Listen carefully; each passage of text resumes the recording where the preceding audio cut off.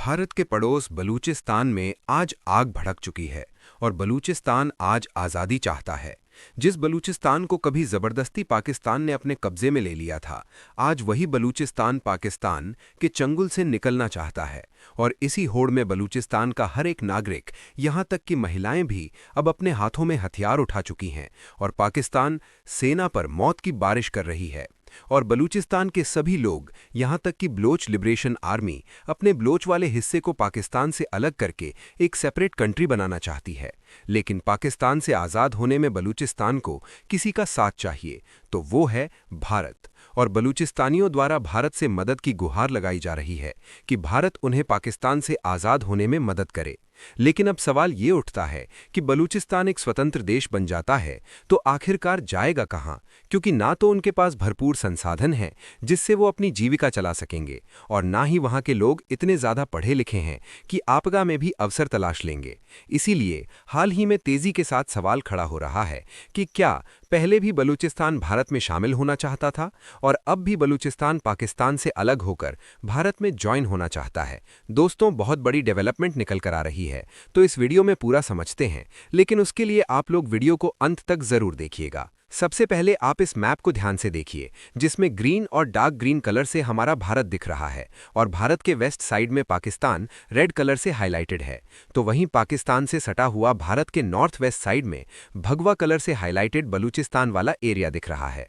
हालांकि बलूचिस्तान वाले हिस्से पर भी अभी तक पाकिस्तान का कंट्रोल था, लेकिन अब पाकिस्तान का कंट्रोल नहीं रहने वाला। और इसका अंदाजा इसी बात से लगाया जा सकता है कि जब पाकिस्तान की आर्मी बलूचिस्तान वाले हिस्से में घुसने की कोशिश कर रही है, तो पाकिस्तानी आर्मी को बलूचिस्तान के लोगों और बलूच लिबरेशन आर्मी द्वारा मार दिया जा रहा है। और इसी तरीके से धीरे धीरे नहीं, बल्कि खबरें बता रही हैं कि बलूच लिबरेशन आर्मी इतना ज्यादा पाकिस्तानी आर्मी पर हावी होती जा रही है कि अब पाकिस्तान तेजी के साथ अपना ग्रिप लूज कर रहा है। यानी कहने का मतलब यह है कि बलूचिस्तान पाकिस्तान के कंट्रोल से बाहर हो चुका है। और जब पाकिस्तानी पुलिसकर्मी और उनके आर्मी के लोगों की मौत की संख्या 250 पार कर चुकी है, तो पाकिस्तान बुरी तरह से पागल हो चुका है और इस पूरी घटना का सीधा ब्लेम भारत पर ठोक रहा है। और जब बीच में आज भारत का नाम घसीटा जा रहा है, तो इस घटना में आज की जो स्थिति बनी हुई है, इस पूरी स्थिति को समझने के लिए हमें उस समय से भी पहले चलना होगा जब भारत देश आज़ाद हुआ था। अब जरा टाइमलाइन को पीछे ले चलते हैं, साल 1947, जब भारत आज़ाद हुआ और उसी के साथ पाकिस्तान का जन्म हुआ। लेकिन बहुत कम लोग जानते हैं कि उस वक्त बलूचिस्तान कोई साधारण इलाका नहीं था, बल्कि ये एक अलग पहचान और अलग हैसियत रखने वाला क्षेत्र था। दोस्तों, 1947 में बलूचिस्तान को खान ऑफ कलात नाम का शासक चलाता था और उसने साफ साफ कहा था कि बलूचिस्तान किसी देश में शामिल नहीं होगा और पाकिस्तान में तो बिल्कुल नहीं। यानी बलूचिस्तान उस समय खुद को एक स्वतंत्र राष्ट्र के रूप में देख रहा था। लेकिन कहानी यहीं खत्म नहीं होती। ऐसा कहा जाता है कि कलात के शासक मीर अहमद अय्यार खान भारत में शामिल होना चाहते थे, लेकिन प्रधानमंत्री जवाहरलाल नेहरू ने उन्हें अस्वीकार कर दिया। इसके बाद पाकिस्तान ने मौके को भांप लिया और 1948 आते आते पाकिस्तान ने सेना के बल पर बलूचिस्तान में एंट्री कर दी। कोई जनमत संग्रह नहीं, कोई जनता की राय नहीं, सीधे बंदूक के दम पर बलूचिस्तान को पाकिस्तान में मिला लिया गया। यही वो पल था जब बलूचिस्तान के दिल में बगावत का बीज बोया गया। इसके बाद दशकों तक बलूचिस्तान में वही होता रहा जो अक्सर ऐसे इलाकों में होता है, यानी संसाधनों का दोहन, गैस, खनिज और पोर्ट का इस्तेमाल, लेकिन बदले में विकास के नाम पर कुछ भी नहीं। दोस्तों, हैरानी की बात यह है कि पाकिस्तान की कुल गैस सप्लाई का बड़ा हिस्सा बलूचिस्तान से आता है, लेकिन उसी बलूचिस्तान के लोग आज भी अंधेरे में रहने को मजबूर हैं। यहीं से जन्म लेती है बलूच लिबरेशन आर्मी, जो खुद को आतंकी नहीं बल्कि स्वतंत्रता सेनानी मानती है। इनका सीधा कहना है कि हम पाकिस्तान के नहीं हैं, हमें जबरन पाकिस्तान बनाया गया है। अब सवाल उठता है कि भारत का नाम इसमें क्यों आ रहा है। तो इसके लिए मैं आपको बता दूं कि जैसे ही पाकिस्तान पर दबाव बढ़ता है, उसकी एक पुरानी आदत है कि हर अंदरूनी आग का दोष भारत पर डाल देना।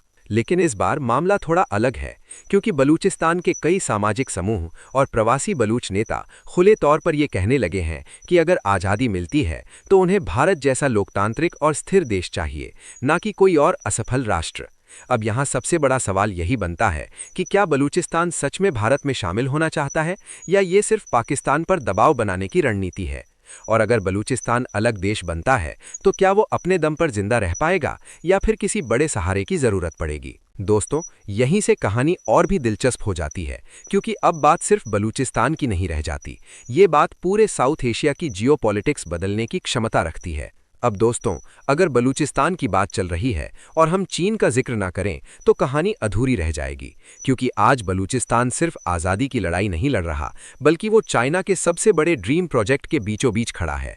दोस्तों, हम बात कर रहे हैं चाइना पाकिस्तान इकोनॉमिक कॉरिडोर यानी CPEC की। इस पूरे प्रोजेक्ट की जान है ग्वादर पोर्ट, और ग्वादर सीधा बलूचिस्तान के दिल में बैठा हुआ है। अब जरा सोचिए, अगर बलूचिस्तान पाकिस्तान से अलग हो जाता है तो सबसे बड़ा झटका किसे लगेगा?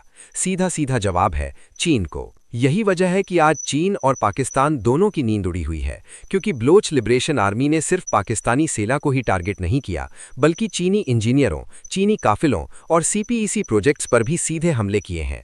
और दोस्तों, यही वो पॉइंट है जहां पाकिस्तान को समझ आ चुका है कि ये कोई छोटी बगावत नहीं, ये सिस्टम के खिलाफ युद्ध है। यानी अब सवाल आता है, क्या भारत को इसमें कूदना चाहिए? देखिए, भारत ने अब तक इस पूरे मुद्दे पर ऑफिशियल लेवल पर बहुत संतुलित स्टैंड रखा है। भारत ने कभी खुलकर ये नहीं कहा कि वो बलूचिस्तान को अलग करने में मदद करेगा, लेकिन भारत ने ये जरूर कहा है कि बलूचिस्तान में मानवाधिकारों का खुला उल्लंघन हो रहा है। और असली मजा तो तब आया जब हाल ही में पाकिस्तान ने भारत पर आरोप लगाया और इसी मौके का फायदा भारत के आधिकारिक प्रवक्ता श्री रणधीर जायसवाल ने उठाया, और उन्होंने अपनी बातों को घुमा फिराकर एक पोस्ट किया कि बलूचिस्तान में जो डिमांड चल रही है उसकी डिमांड पूरी की जानी चाहिए। यानी बातें भले ही घुमा फिराकर कही गई हों, लेकिन इशारा साफ था कि अगर बलूचिस्तान आज़ादी चाहता है, उन्हें आज़ादी मिलनी चाहिए। और यही बयान पाकिस्तान को सबसे ज्यादा चुभता है। दोस्तों, अगर भविष्य में सच में बलूचिस्तान आज़ाद होता है तो उसके सामने 3 रास्ते होंगे। पहला रास्ता होगा एक अलग स्वतंत्र देश बनना, लेकिन ये रास्ता सबसे कठिन है, क्योंकि सीमित जनसंख्या, कमजोर अर्थव्यवस्था, चारों तरफ दुश्मन जैसे हालात। दूसरा रास्ता है किसी बड़ी ताकत के प्रभाव क्षेत्र में जाना, जो कि चीन कभी नहीं चाहेगा कि भारत हो। और तीसरा रास्ता, जिसकी चर्चा अब धीरे धीरे होने लगी है, जो है भारत के साथ रणनीतिक जुड़ाव। यानी सीधा विलय हो या ना हो, लेकिन सहयोग ऐसा हो कि पाकिस्तान की कमर टूट जाए। यही वजह है दोस्तों कि आज पाकिस्तान बलूचिस्तान से ज्यादा भारत के इरादों से डरा हुआ है, क्योंकि बलोच लिबरेशन आर्मी को मदद चाहिए और कई बार भारत से मदद भी मांगी गई है।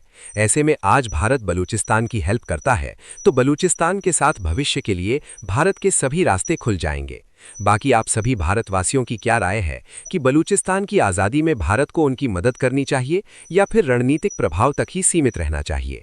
अपनी राय कमेंट में ज़रूर बताएं, और इस वीडियो को एक लाइक करके अपने मित्रों तक शेयर ज़रूर करें ताकि उन्हें भी जानकारी मिल सके।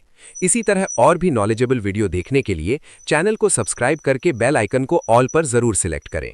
जय श्री राम।